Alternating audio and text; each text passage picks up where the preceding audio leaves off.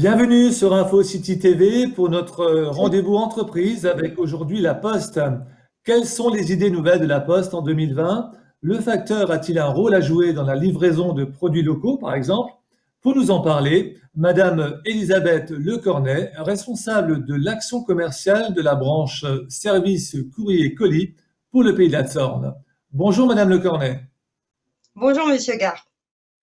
Alors nous allons vous demander de réagir aux propos des personnes que nous avons interrogées dans le Pays de la Sorne, chefs d'entreprise, commerçants, agriculteurs, restaurateurs, adjoints au maire. Nous les avons interrogés sur leur lien avec la Poste et le facteur et leur avis sur le sujet de la livraison locale. Mais tout d'abord, que représente la Poste sur le territoire de la Sorne en termes de facteurs? Eh bien, ce sont 16 facteurs qui sillonnent tous les jours, enfin 6 jours sur 7, sur tout le territoire de la Sorne. Votre commentaire à présent sur les images de livraison de fleurs par la factrice à l'occasion de la Fête des Mères. Est-ce une réalité ou une fiction? Une réalité, aujourd'hui, les facteurs peuvent livrer en proximité, c'est-à-dire sur leur territoire de distribution, des courses, des fleurs, des médicaments. C'est une solution, un service que nous proposons déjà depuis quelques années, pour lequel le facteur est un atout majeur puisque il connaît tous les clients auprès desquels il se présente. À présent, nos témoins, au sujet desquels vous pourrez réagir, on lance ces images et vous réagissez après. Le premier témoin, la fleuriste Madame Gautry.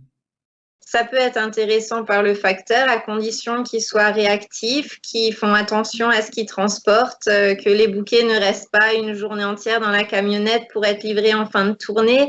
Enfin, il y a plein de choses qui seraient à étudier. Ça peut être une éventualité, bien sûr, en fonction des tarifs aussi qui seront demandés.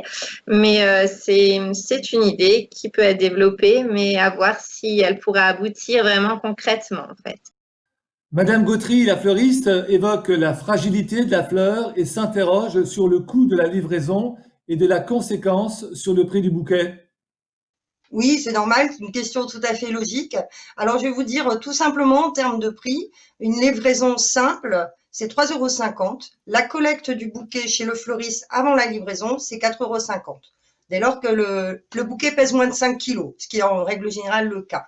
Donc, en termes de tarifs, nous sommes tout à fait bien positionnés par rapport au coût induit que cela provoque à une fleuriste que de se déplacer, peut-être pendant les heures d'ouverture de son commerce ou après sa journée de travail, au moment où elle a peut-être besoin d'accorder son temps vers d'autres priorités.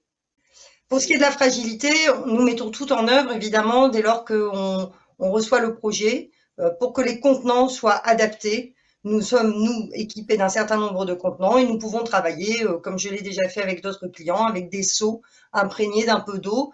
De toute façon, le bouquet ne reste pas toute une journée dans la voiture du facteur.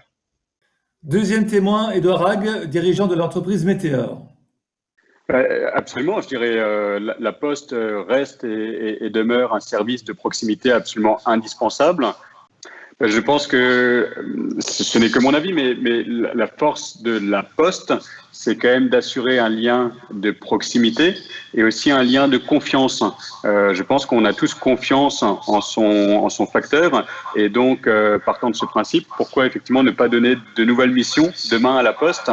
Moi, je me verrais beaucoup plus facilement donner les clés de ma maison au facteur pour qu'il puisse, j'en sais rien, déposer des colis, déposer les courses que je n'aurais pas eu le temps de faire à la ferme ou au supermarché du coin. Donc, à mon avis, il y a plein de choses à réinventer, en particulier en territoire rural, à la campagne.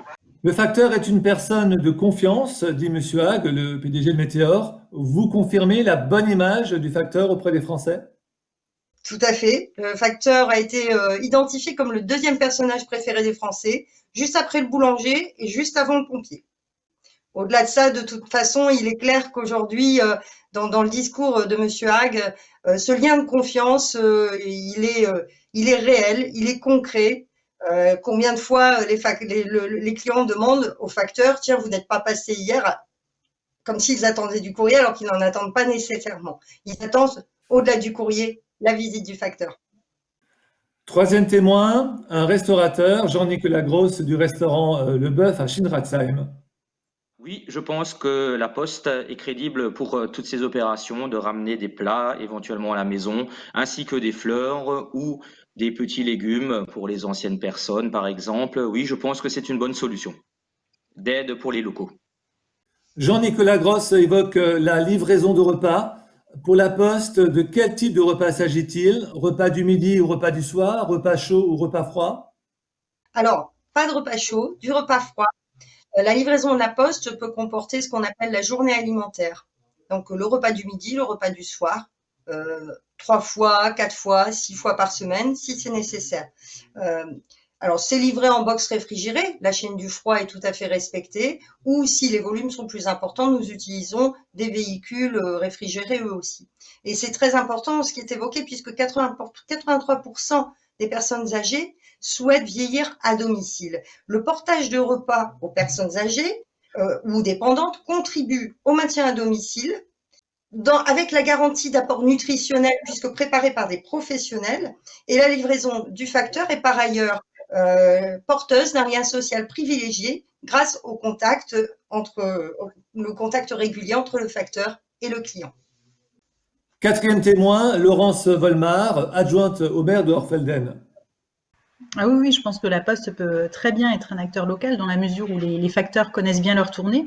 Les personnes âgées en particulier connaissent bien leurs facteurs puisqu'elles sont à la maison beaucoup plus souvent que les personnes qui sont encore en activité. Donc le facteur est souvent un lien pour elles. Parfois, c'est la personne qu'elles voient tous les jours, la seule personne qu'elles voient tous les jours.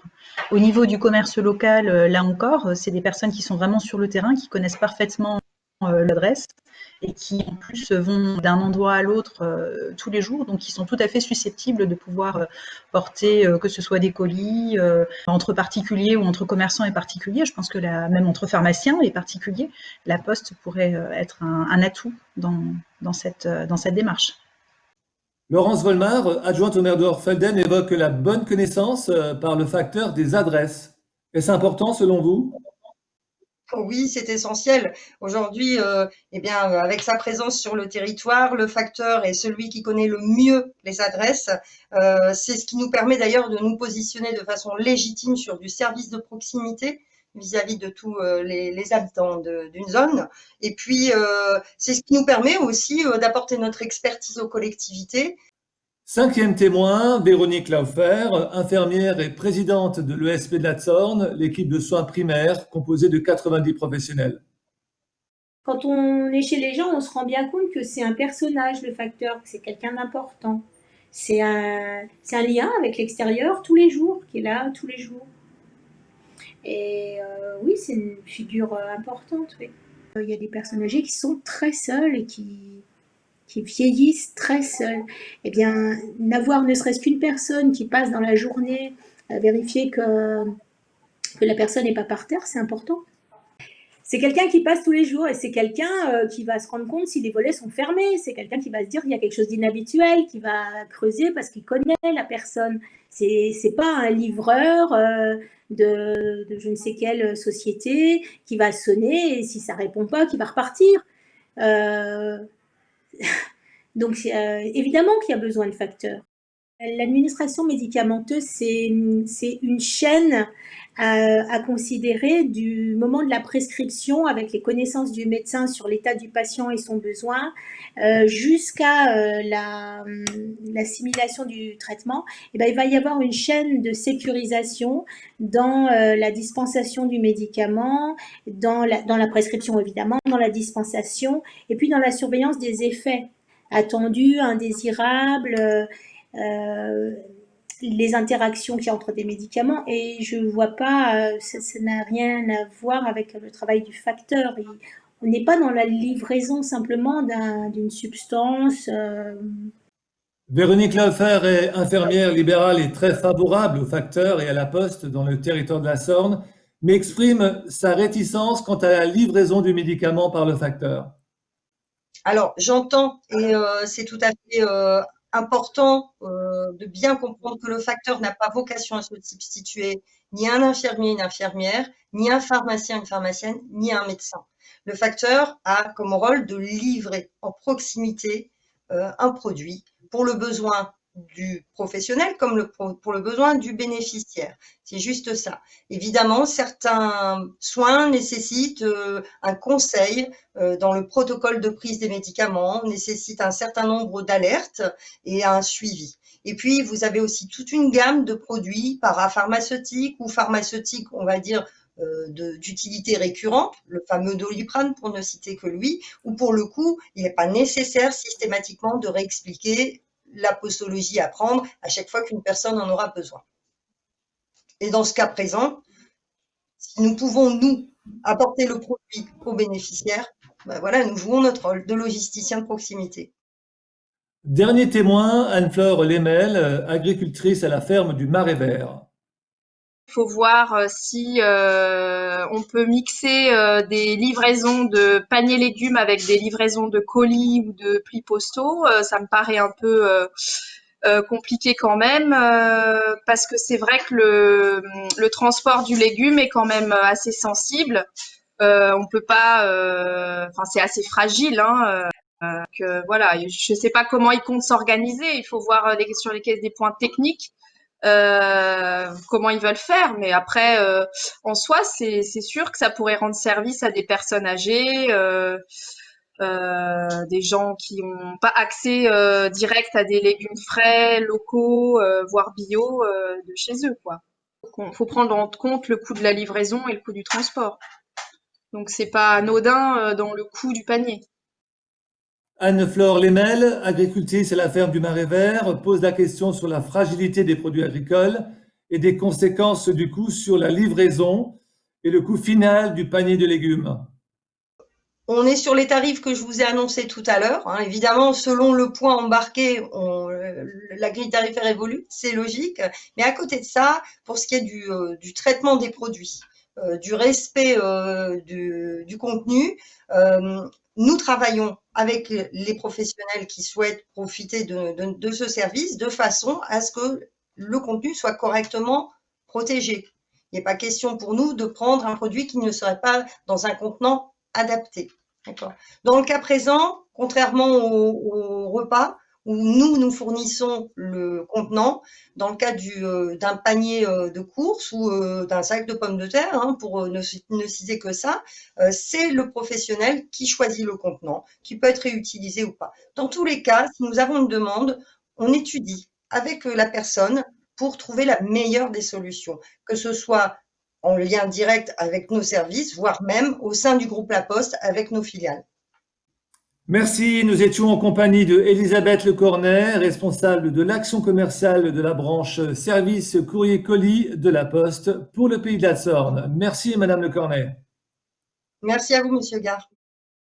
Et notre image de fin avec le sourire de Anne-Fleur Lemel, jeune agricultrice. On est content quand le facteur est passé, quoi. C'est la petite surprise. C'est toujours sympa de voir ce qu'il y a dans la boîte aux lettres.